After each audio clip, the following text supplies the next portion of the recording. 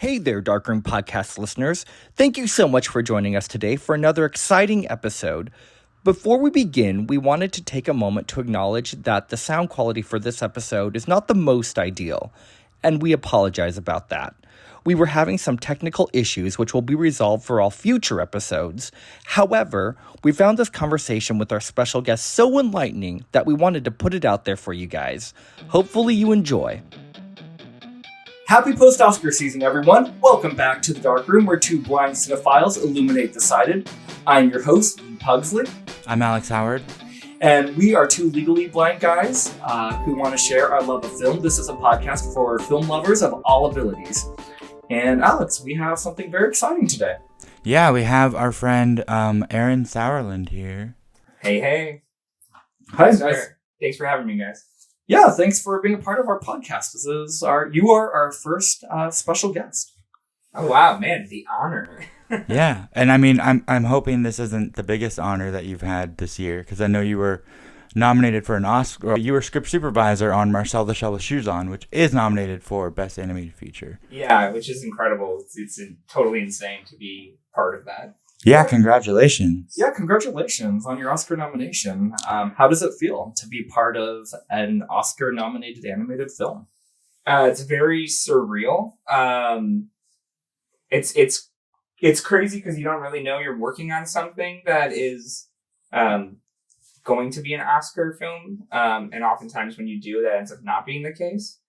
Yeah, I was gonna ask, like, if you knew when you guys were making it.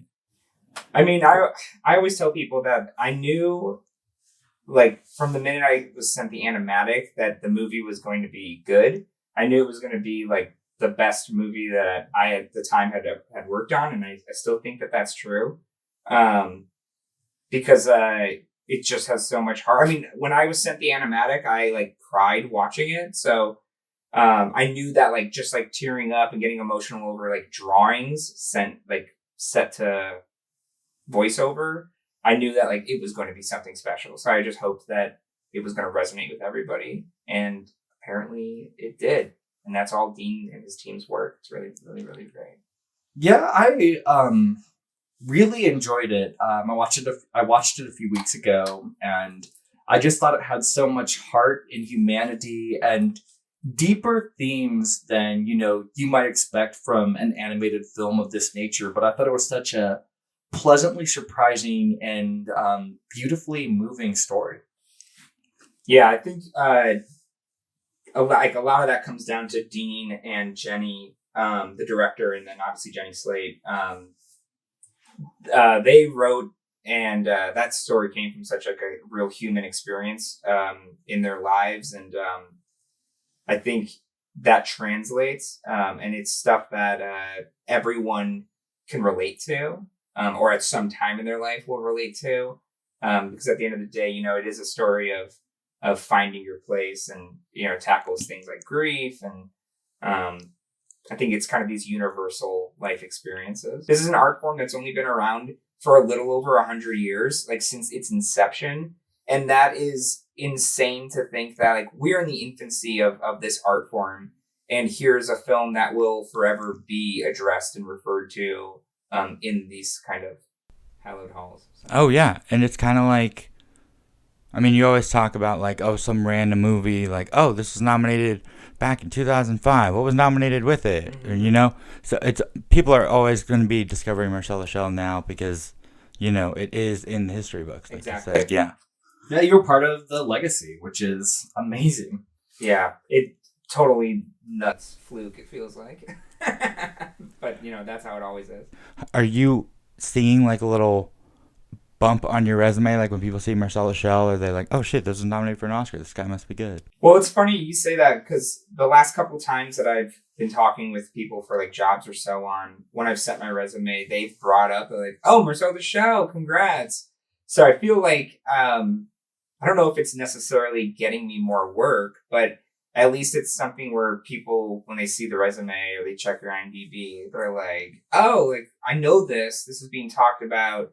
Congrats. I'm sure there's an element of like, it's like a kind of a badge of, what you're doing. But yeah, whether or not I'm actually like getting more work, it's hard to say, because our industry's all freelance. I don't know what's going on behind the scenes of the phone calls. That's very true. But yeah, why don't you tell us what a script supervisor does, but then also like Marcel was made in a very unconventional way. Yeah. So I'm sure we'd love to hear about that. Cool. So a script supervisor is kind of your liaison between production and post-production. Basically, we're on set to be there for the editorial team. The best way to explain it is our job is to ensure that the film cuts together and that everything we're getting on set is needed or required for that edit.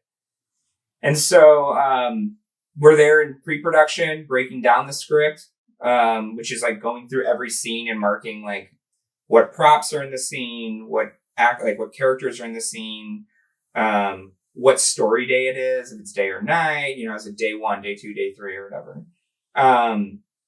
And then inside of that, it's tracking all of that continuity from scene to scene. So that way, when production starts, your script supervisor is usually like your director's like right hand. And you're there to basically make sure you're getting everything shot, making sure that everything's matching. Because I'm sure most people know this, but movies are shot out of order. And so continuity is paramount, because otherwise you're going to have someone walk out of their house with like a backpack and then like get into the car and now they don't have a backpack, which is like, continuity can be considered minor in regards to that. But I think more importantly, our job is like we're there taking notes of everything we're shooting. And we're the ones who create the slates, which organizes everything for them. We're basically, like I said, we're there for the editorial team, organizing everything as we shoot.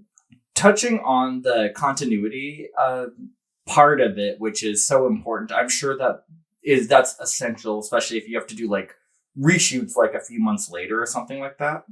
Mm-hmm. Yeah, absolutely. Reshoots.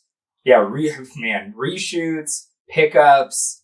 A lot of times people don't know this, but on a lot of like bigger shows, the inserts, which are just like close-ups of like if characters on their phone or something, a lot of times that's not the actor's hands. That's like picked up sometimes like weeks later as a separate unit. And so having good notes and good reference is ideal for that, but depending on the type of production. So then for you, if you go work on something, you keep your notebook for months, for the reshoots, and then you kind of have to take really good notes so that you can remember where things were for the next, months later, right? Exactly, yeah. And that's what I was kind of saying with like depending on the project, because depending on how much time has passed, you usually have like a rough edit. Usually you can call it like an assembly edit, which is your first pass. And that assembly edit will give you an idea as a reference point too. Like usually we can get like a watermarked version of the film that we can reference while we're on set also. But yeah, I mean, the other thing is sometimes you bring in other script supervisors. And so like, if I move on and I'm on another project, I can't like hop off to just go do pickups a month and a half later. So like those notes need to be not only like legible and make sense for the editorial team, but also for whoever the hell is going to come in and, pick up where you left off. Is there a common shorthand among all script supervisors that you use, or is it kind of tailored to how you do it yourself, like individually? It's kind of both. I think that there is like definitely standard shorthand that we use, like FR for like frame right or FL for frame left. A lot of times, like for like we'll say like an actor crosses to this mark, and we'll just use like a capital X for cross. So yeah, I don't know. There's shorthand like that. Like we'll use like HH for handheld. But also though, everyone kind of finds their own flow, their own shorthand. And as long as it makes sense to the editorial team and you've like talked with them about their preferences, then like you're kind of free to do it, whatever. But I wouldn't say do whatever as far as like all the notes, like how you do it, but just as far as your shorthand, I mean. Yeah, I know when I was in college, I associated being a script supervisor with pretty much making sure like the clocks didn't move, because if you shoot, you know, one scene with the clock up on the wall and then you cut back and it's 2 hours later, you're like, wait. You know, the clocks were the big thing when I was in college, but I know, you know, even things like the Starbucks cup on the Game of Thrones set, stuff like that, were like, that's your job to catch. So obviously, as a safety net. Yeah. And I don't know how easily someone like Lee and I could do that kind of job considering our eyesight, but like, I don't know. What do you think? Could there be a blind script supervisor? Could that work out? The thing is the continuity aspect of like watching the frame and stuff is a huge part of our job, but it is, in my opinion, not our like fundamental most important part of the job. Like to me, the most important part of the job is like ensuring that everything you have is like everything that's on the script page is covered in a way that's going to be cut together.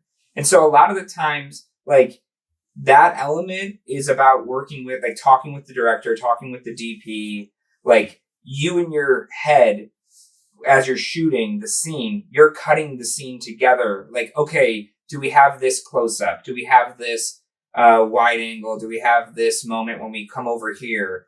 And so I think like to me, that's number one of the job.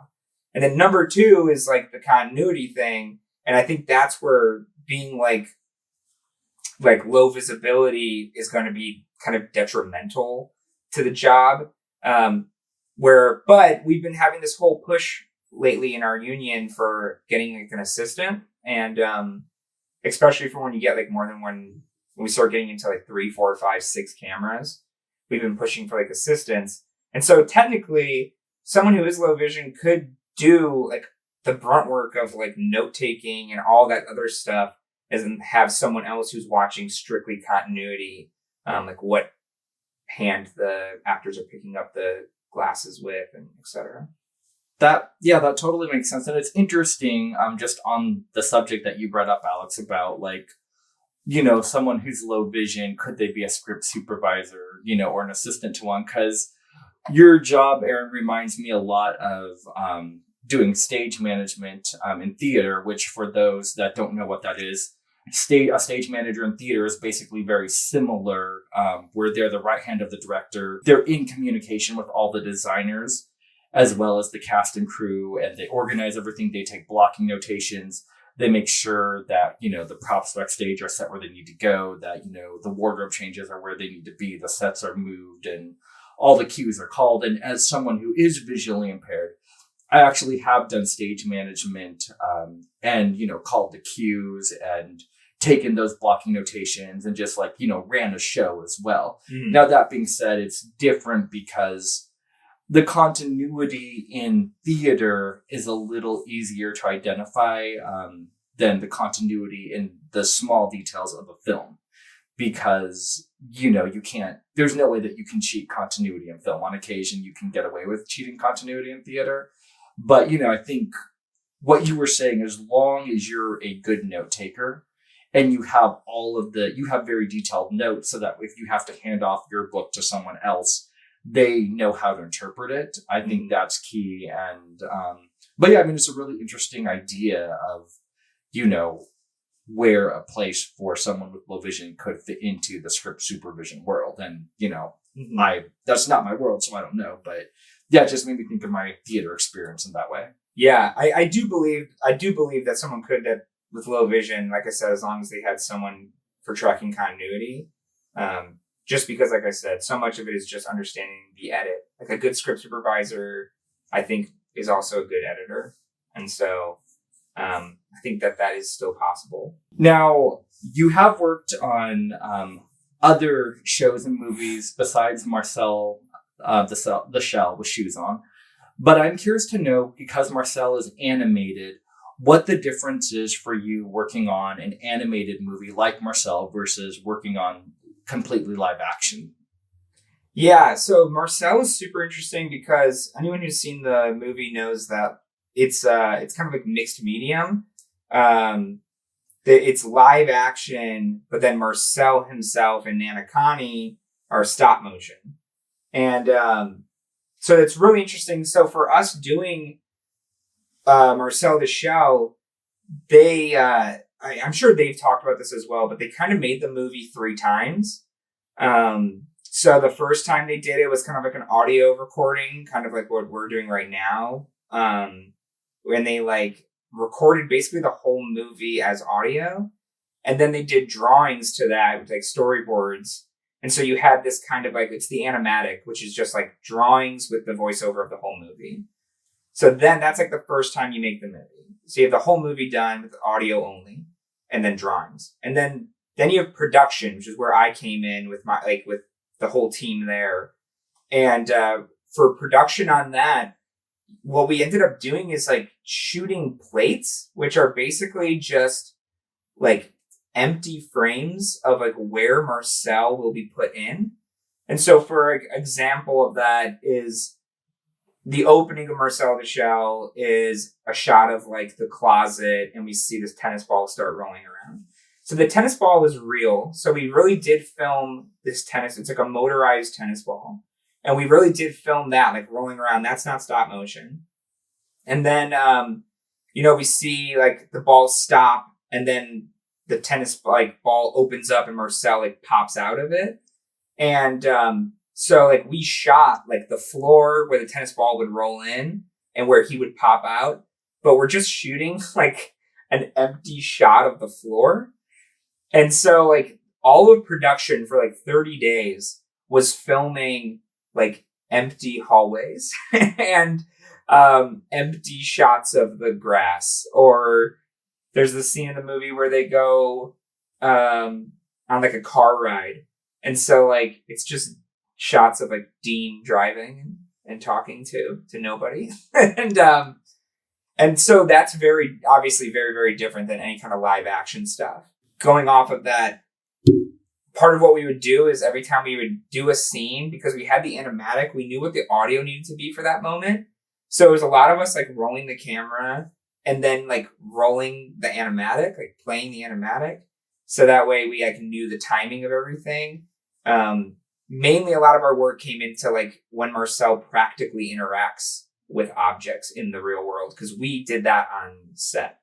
Like him like landing on his spoon to like launch the like kumquats. Like that is all practical. We did that there. Pulling the book when Nanakana's like pulling the book or tearing the page. That's done on set. We did that. And then all those characters have to be animated in afterwards. Which was a whole team that I was not involved in. It was the stop motion team was brought in much longer after production, live action production. So then for you though, you had to make sure you wrote down the measurements between the camera and where Marcel was gonna be, right? So that when they went back and did it, they could literally match it to, so it wasn't out of focus, right? Exactly, yeah. Like a whole bunch of the notes on this, I mean, I'm sure it was every shot we did was like camera height, camera lens, like focal length, what like f-stop we're at, which is like, for people who don't know, it's like how much light is being allowed in the camera, like shutter speed. There's all these, we're taking all this technical info so that way, again, it goes back to the notes thing like we were talking earlier.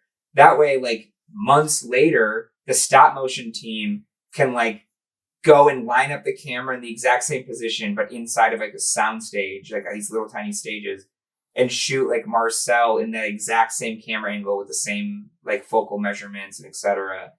So they can put him in. Because if that stuff doesn't match, it's going to get real wonky, and that's where you get like things just not compositing well. That's so crazy. That's so much faith to put in, like, you know how Game of Telephone, like, even if they're closest friends, it'll end up something different at the end. Mm-hmm. It's so much faith to put into, like, not just you, but, like, the person setting up the camera who's reading your notes. Mm-hmm. Like, could so easily mess up these things. And it all seemed to work out. And, like, I mean, every shot in Marcel pretty much has Marcel in it. Yeah. So they had to do it, like, hundreds of times, and it all worked. Yeah, that's the thing. I wish that I had the animatic, because every frame of the animatic is numbered. So, like, if I had that animatic, I could tell you that, like, it's this many animated shots in the whole movie, because it's, like, hundreds. The amount of work that the stop motion team did, like, Kirsten and all of them, it's absolutely unreal.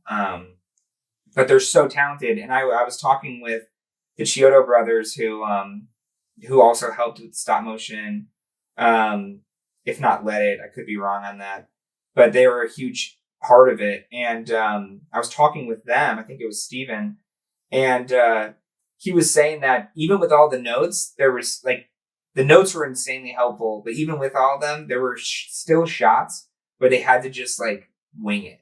Like they had to like literally like overlay the image and like try and guesstimate what was going on. Because there's times where the camera, it's shot like a documentary, so like the camera is constantly like zooming in, and like the shot is resizing and the focus is changing. Kind of like The Office, kind of. Exactly, a little bit, yeah. Yeah, just like The Office. And so like, there's no way to measure that on our end. There's no way for us to be like, unless we like set a specific, like we're zooming in from 15 millimeters to 50 to 30 to 60. Like it's just not really feasible and on the production end. So like stuff like that, they had to just trial and error it. And I don't envy that at all. That's so crazy. Yeah, that's really wild. And on that note, I guess, for your job as a script supervisor, would you say that Marcel was a more challenging film to work on than other work you've done, or was it just different and had its own set of challenges in different ways? Yeah, I would say it's the second one. I would say it's not necessarily the most challenging, because at the end of the day, we were shooting just like days and days of plates. But I would say it has its own challenges because of that. Like we're not working with anything happening in a scene. It's all in your head. It's like, okay, I'm looking at this frame and like he's moving over here and he's jumping up there. And, I think it puts a lot more focus on Dean, the director, and them like having the vision. And on my end, it's more of just like, like do like logging and keeping everything organized in that regard. But yeah, I wouldn't say it's necessarily the hardest one, just because I think a lot of times script supervisors' jobs get really difficult when it comes to many actors in a scene together doing a lot of busy work. That's kind of a script supervisor nightmare. And then add in like 7 cameras. There you go. That's like script supervisor nightmare right there. So yeah, not harder per se, but its own set of challenges, and just way more collaborative. I'm really glad that you had such a great team to work with. I think that makes a huge difference in, being able to enjoy a project that you work on. But yeah, just kind of like zooming out the lens a little bit, in general, what would you say are the things you enjoy the most about script supervision, and what are some of the challenges that you find with it? Yeah, I think what I love most about script supervising is that collaborative element. The position is great because you're working with all the department heads. So you're working, like you're right next to the director, and it's not that you're just sitting there next to them. Like you are working with them. And when you have a good rapport with a good director, like they'll turn to you and like lean on you for like, like, oh, did we get this? Or you open up a dialogue with them where like you're able to kind of,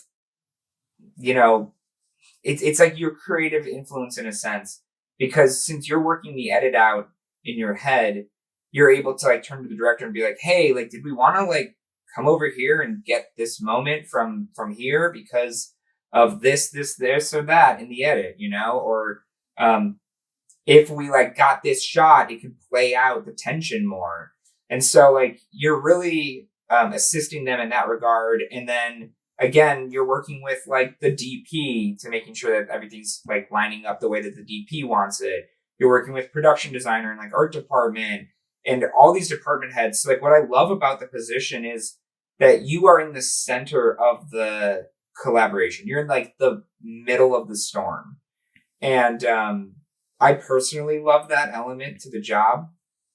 And I can see how some people would not be into that because it's a lot of stress at the same time. But yeah, I don't know. I think the stress is a sign that you care and that you're into what you're doing. And So that's what I love about the job, personally. Do you want to be a script supervisor forever? Or do you have bigger aspirations? I love script supervising, but my end goal has always been writing and directing. And so again, going off that whole thing of like working with department heads, obviously like being in the middle of it all, you get like kind of the best master class you can ever have, because you're always learning new tips and tricks. And I mean, you're seeing all the decisions get made right in front of you. And if not, you're a part of it even. So to me, it helps me. I feel like in the like 10 years that I've been doing this, I have grown so much as a writer and director, even though I haven't been quote unquote like writing and directing on any of these TV shows or films or commercials. But I just like seeing all the decisions get made, and I'm a part of them as well. And it's just a huge growing and like lesson. It's like going to school, but you're getting paid for it. What were some of your other favorite projects you've worked on? Like, I know I saw 1BR, which is on and off Netflix all the time. I think I must have watched it with audio description, because I think I was using it when it came out, I think in 2020, right? Yeah, maybe. Yeah, it was during COVID. Yeah, so I 1BR is a really underrated horror movie if you guys haven't seen that one. But what are some of your other favorite projects that you've worked on? I think a lot of my favorite projects, honestly, are the ones that are like newer or weirder experiences for me, or just something like new in my career. Like 1BR was great. That's another one that was done like, it's low budget, and it's like the lower the budget, the more like tight knit the whole crew is. But anyway, not to derail. So I think that my favorite projects I've worked on are things that are new or challenging to me. And so like obviously Marcel the show, because it was just a whole other type of project. And then like Angeline, the Hulu show, I was doing a couple days on that, and that was really fun. No, it's not Hulu, it's Peacock, sorry. Angeline on Peacock. And we shot that on like basically the volume. And for people who don't know what the volume is, it's like green screen, but it's happening live. Like the images are being projected in real time on the image behind them, and the camera is being tracked through a bunch of sensors on the ceiling. So that way, like as you move the camera around or adjust anything, the background will adjust to match wherever the camera is. They shoot things like The Mandalorian. Most of the Star Wars stuff they shoot there, right? Yeah. Mandalorian is one of the biggest ones that uses the volume. The Batman used the volume quite a lot, mainly for whenever Batman and Catwoman would meet up on that like construction building. That building was like being like kind of half built. That's all. And the benefits of using the volume is that like you get real time reflections on all of the characters, like suits or eyes, or for us on Angeline, we were using it for driving sequences. And so like you're getting the real time like reflections on the windows and stuff and like the lighting changing as like they're driving around, stuff that is by doing it this way, it's organic rather than like being in a green screen studio and having someone with like a bunch of flags just like run a flag past a light every once in a while to be like, maybe that's a tree going by, you know? But yeah, 1BR, Marcel did a really fun show. I guess I can talk about it. I can talk about it's on IMDb, so it's not like I'm dropping some news bombs. I just won't say anything what it's about. Okay, so I worked on this really fun project with Nathan Fielder and Benny Safdie, and it's a TV show that's coming out, and it stars Nathan and Emma Stone, and it's very heavily improv, as Nathan does. But that's another really fun project that was just like, again, like it's all these favorite projects are things that are new to me and heavy to do. So anyway, those are some of my favorites. Nice. I love Nathan Fielder. I think he's so great. Nathan is hilarious and also very specific. Nathan knows exactly what he wants, and he will get it. And that's a sign, I think, of someone who is a good director. So definitely. And within your experiences on different projects you've worked on, Alex and I were curious to know if you've worked with anyone with a disability, whether on the crew or as part of the cast. And if so, what was that experience like? It's a really good question. And if you haven't, that's okay, because it just means that work needs to be done in the industry. Yeah. No, I mean, and that's exactly, I think what I was gonna say is like, I'll say this, like, to my knowledge, I have not worked with anyone, with, I would say, I mean, with a visible disability. And that doesn't mean that I haven't worked with anyone, but it's just to my knowledge. And so, yeah, which is shocking, honestly, based on how many projects I've done. You said 10 years, right? Yeah, just about. So that's kind of crazy. You know, I can't imagine how many, I mean, I've worked with so many people. I mean, crews range from being 30 people on set to being like 200 people on set. So, yeah, I don't know. It's an interesting point. You know, you bring up a thing of representation,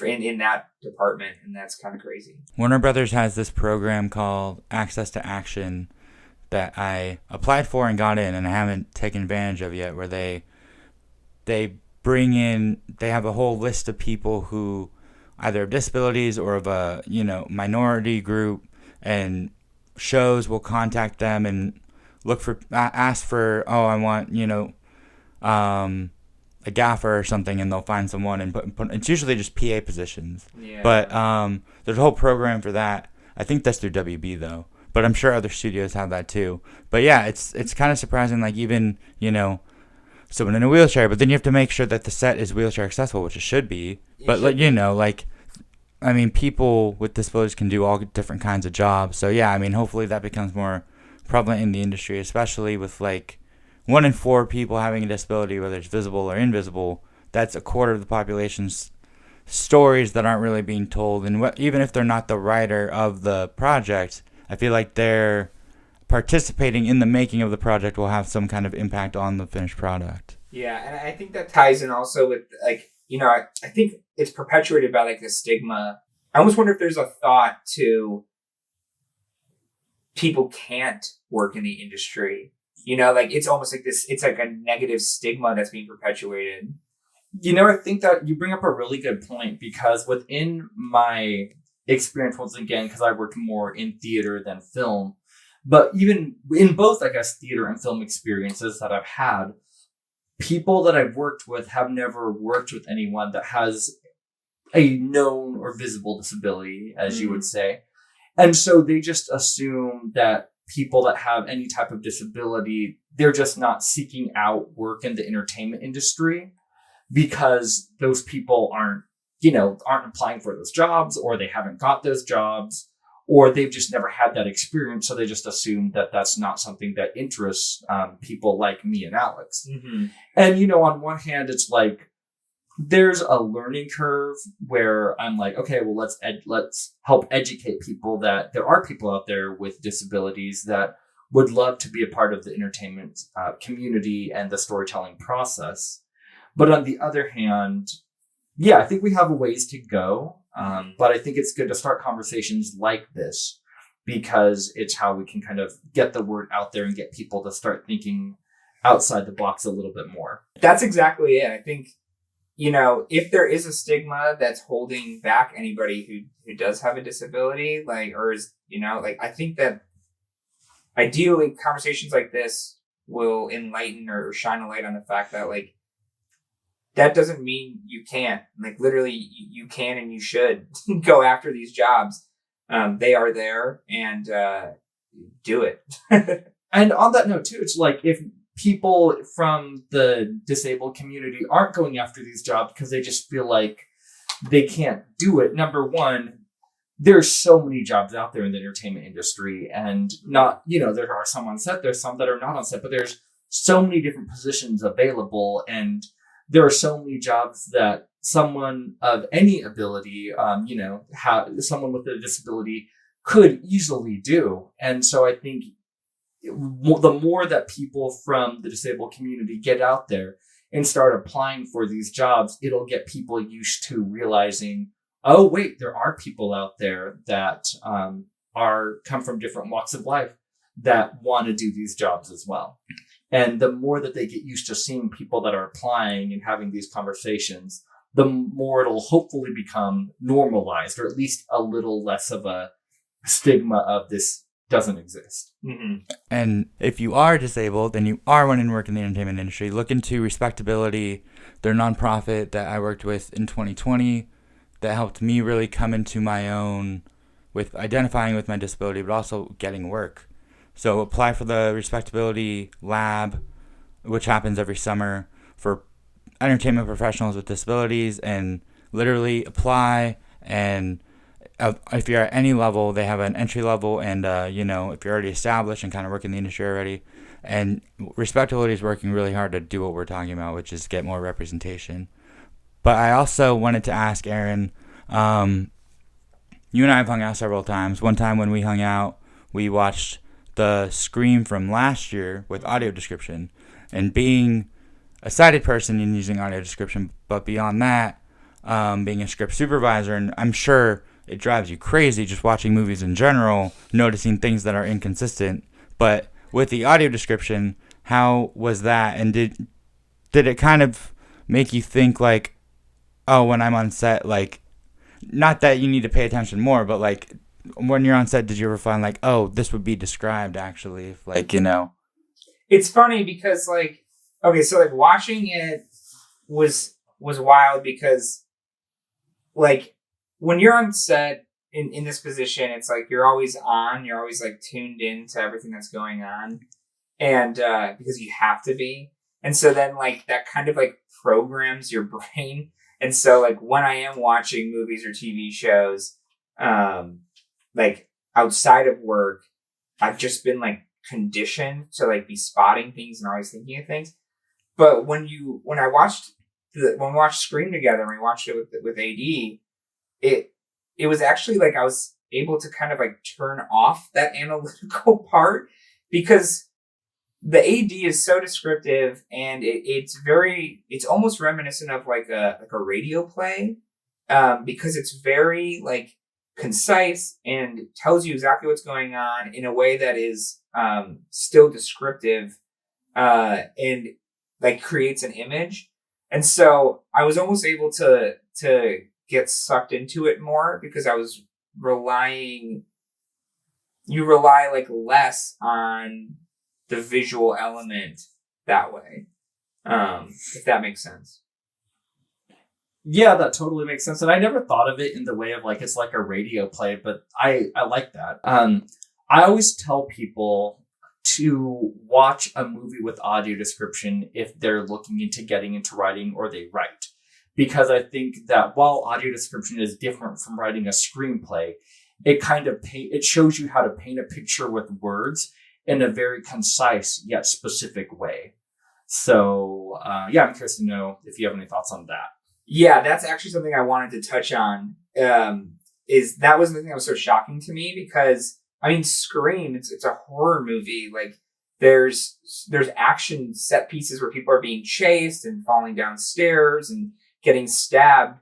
And so like I was very curious as we were watching it, like how is it ever going to keep up, And I was blown away by the fact that the AD, it finds such a balance of exactly what you said. It's concise and detailed at the same time. And that's a skill that I think like every screenwriter is dying for, because the screenwriters are always fighting the page count. We're always trying to keep things less than they are, and or less pages. And so like anyone who's a writer of any facet could learn from watching AD, exactly like you said. And I think the same thing goes for even if you're a director. Like if you watch it with AD, it's almost like a tool to learn, like when you're composing your shots, like how much information are you really coming across in each frame. That's like very important when you're doing action sequences too, where like every shot should be progressing the story forward. Mad Max Fury Road is like a prime example of where like, every frame is important because it's telling you something, and it's cutting so much that it has to be telling it to you like immediately and in the most like the quickest, most concise way. And so, yeah, I think AD is like a great example of that. And I think that there's so much to learn from a writing standpoint and from a directing standpoint from watching a film with AD. Yeah, and I think part of the conciseness is, you have to fit it in between lines of dialogue. And last night I went to see Scream 6, and there's a scene where they're on a subway on Halloween, and there's masks, and there's like 4 Ghostface masks, and I noticed the Michael Myers mask too. I'm sure there were other ones, but the AD, I don't know if they just didn't have time to say all of the other, there's Pinhead, there's whoever. All they said was 4 Ghostface masks, and I was like, oh wait, but there are other costumes here. But yeah, sometimes either they don't have time, or what I was reading online was that they might not have had the rights to say that's Michael Myers in a Paramount movie because Michael Myers is owned by Universal. Mm-hmm. But like you said, I think having the description in that space between dialogue where usually you still need to leave time for the audience to breathe, you can't just fill every blank void of silence with dialogue. You still need to keep that in there, but there's a fine balance between, the breathing, but also letting blind people know what's going on. I think it also ties in with focusing on like what needs to be explained or told for the story's sake. Like, like while the costumes there in that subway is like a fun element in the setting of like painting the picture, but is it necessary for the audience to know that in order to understand the story, like what's going on in the story? Like I could see that like out of necessity and focus on just the story, what's happening in those scenes and the significance. I could see that like the main point is like amongst all these Halloween costumes, there's 4 Ghostface costumes. And so, and there it goes, and that ties back into the whole thing of you can apply that into your writing as well. Like I doubt that the script said like, they're on the subway and like it's costumes galore, Pinhead, Michael Myers, da da da da da. I'm sure that the script just said like costumed patrons or like fill the subway train or something like that. Oh, that's very true. And it's funny because when I'm watching things, if they point out something that like was super quick, like even yesterday, with Scream, it's a mystery and you're trying to figure out who killed who.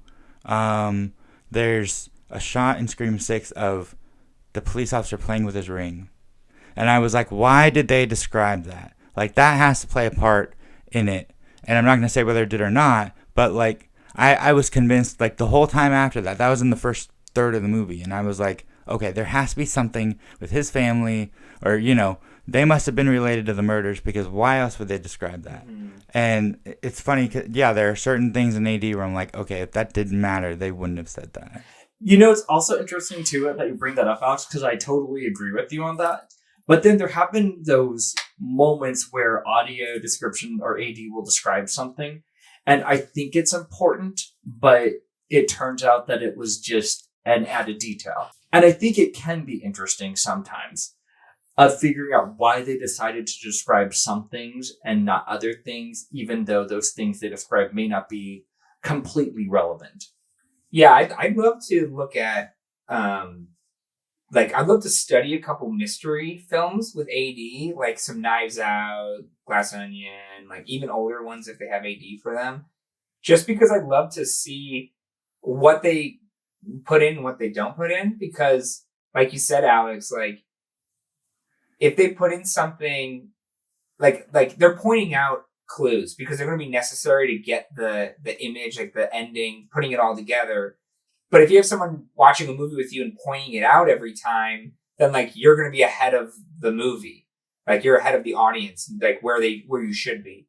So I almost wonder, I'd love to like study a couple of these AD mystery films and see do they throw in details that are not relevant, like just so that way the clues are still buried inside of like a tapestry, So my favorite example is In the Tall Grass, which is a Netflix movie.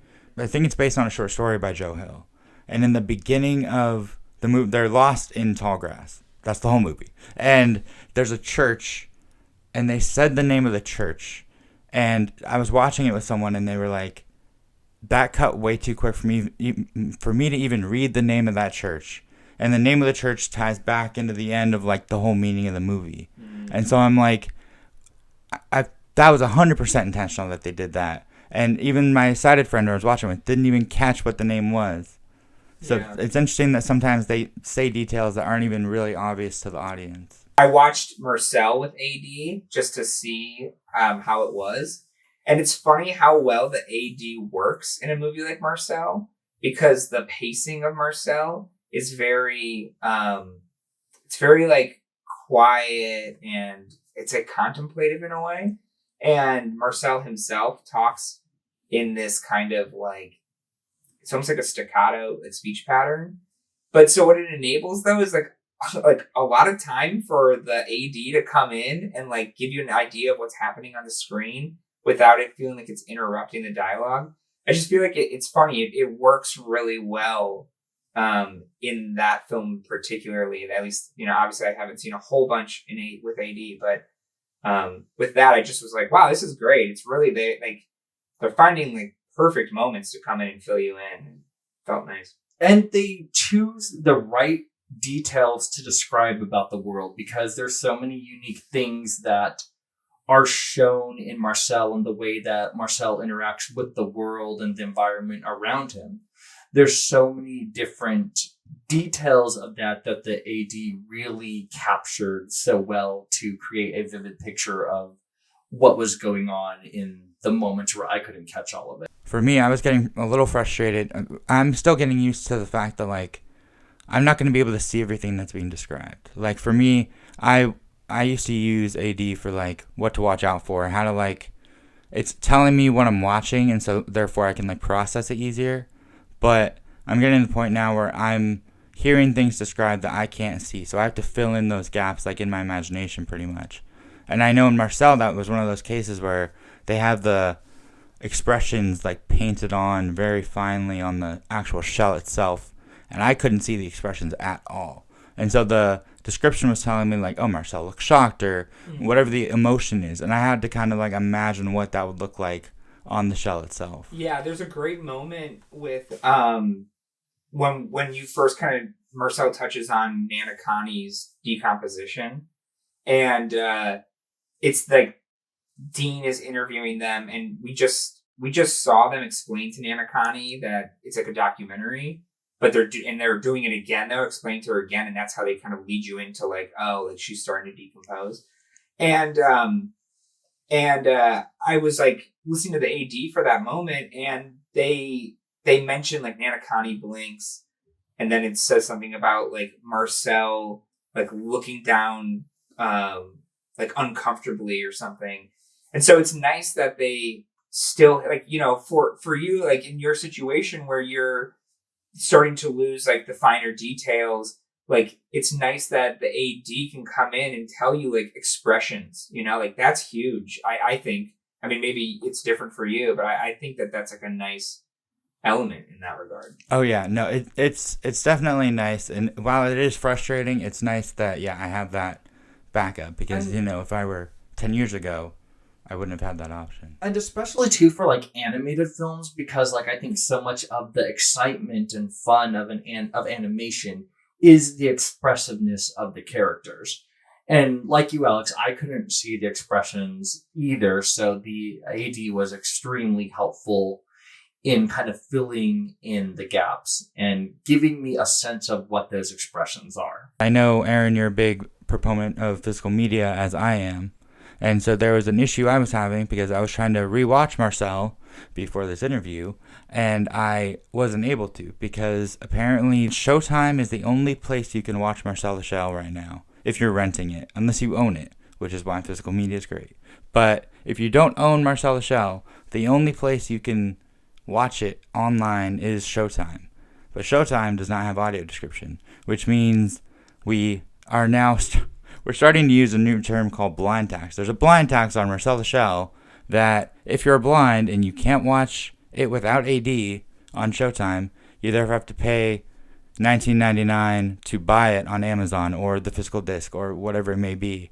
And so it's like, if you're blind, you're basically forced to spend more money on it to enjoy it fully.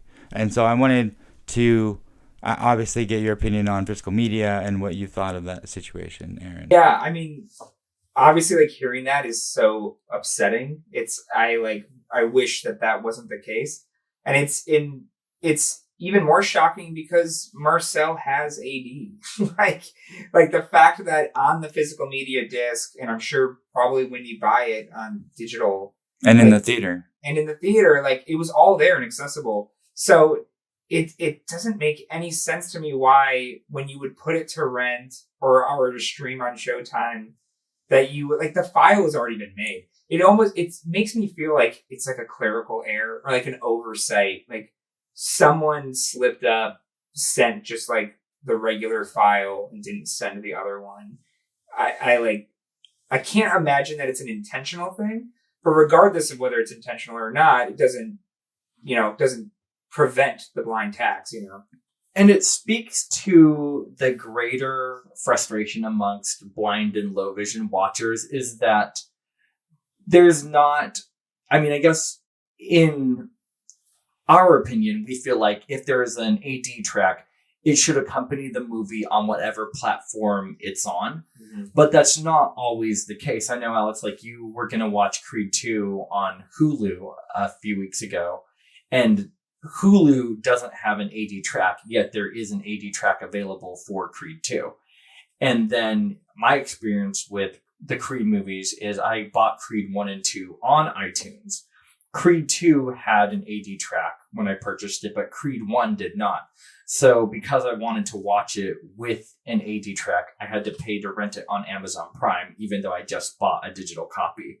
So it's like there's so many inconsistencies, and I don't understand why AD tracks just can't accompany the movie on any platform that it's on. Yeah, hearing that is so infuriating. I can't even imagine to be in your guys' shoes and like you said 1 in 4, right? Is the statistic? 1 in 4 people have a disability. But then even as you get older, obviously older people, your eyesight starts to go. Mm-hmm. So I feel like, just including it would help them. The remasters, what's super frustrating for me, I've now resorted to, I will only buy a piece of physical media if there is an AD track on the disc, or if there's one on iTunes and I can redeem the code, I'll buy it also. Mm. But other than that, if there's no track, I'm like, why am I even buying this? And that's what I mean. Like, it doesn't make any sense from like at the end of the day, the film industry it's an industry, it's a business. And so like the goal is to make money. And so like, why would you go out of your way to like alienate or like you're saying, like, I'm only going to buy it if it's accessible to me. Mm-hmm. So like, at that point, it's like, now you're just losing business, and it's over something as silly as like, you already have the track, just make it accessible. I don't understand the problem. Yeah, I think, well, from what I understand working with Respectability, a lot of people literally don't know about audio description, which is why the podcast comes in handy, because we're trying to educate people that, blind people like movies, and y'all should help us watch it. Like, I literally... Paramount's finally putting, I bought Ghost. I bought Fatal Attraction with audio description, which those are like 80s movies. Like, how does that have it? So I bought it. Like, I will watch these at some point because I've seen Ghost. I love Ghost, but now it has AD. I get to watch them make pottery with AD, dude. Like, I'm watching that. It's going to be so sensual. Yeah, for sure. Lee, did you want to talk about we have our topic for next week or next episode, but did you want to talk about the email we got from your friend to bring up the topic for next episode? Yeah, so my friend Evan sent us an email, and thank you, Evan, for listening to our podcast. And he was wondering what our most anticipated movies for the rest of this year are. And so next episode will be fully dedicated to our most anticipated movies for the rest of 2023. And I am very excited to dive into that.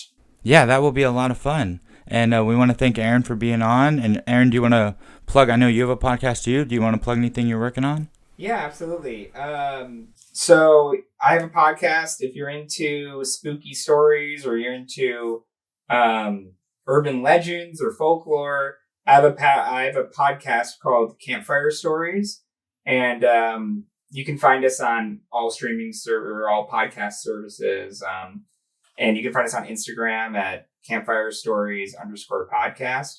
And it's just a great spooky time. I go around interviewing people from all across the country, and they kind of recount the scary stories of their hometowns. And the best part about it is it's often stories you've never heard of before, because to these people in these small towns, it's just kind of like their lives and their legends, and no one really writes about it. So so go ahead, check us out there, and thank you guys so much for having me. Also, to plug Aaron's podcast a little more, it is a really fun podcast. The stories that they talk about, I've listened to a few episodes. They're really fascinating. So I encourage you guys all to check it out. And one last thing, Aaron, before you go, just for something a little fun, I just want to do a really quick lightning round of questions with you. They're going to be short answers. Are you open to that? Yeah, let's do it. Okay. So most watched movie as a kid? Most watched movie as a kid? Probably like Feifel Goes West. Such a good movie. I've never even heard of that movie.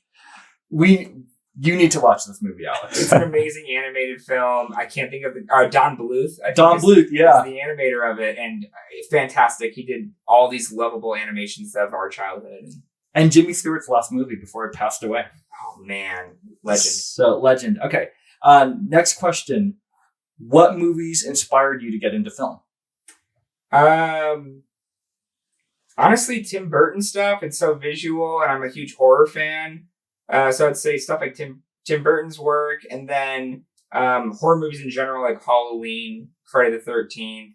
These are things I watched growing up that visually made an impression on me and probably scarred me. But that's the kind of stuff that I was attracted to and drove me into the industry. Very nice. And aside from Marcel, what is your favorite animated film? I guess favorite animated film is honestly Anastasia.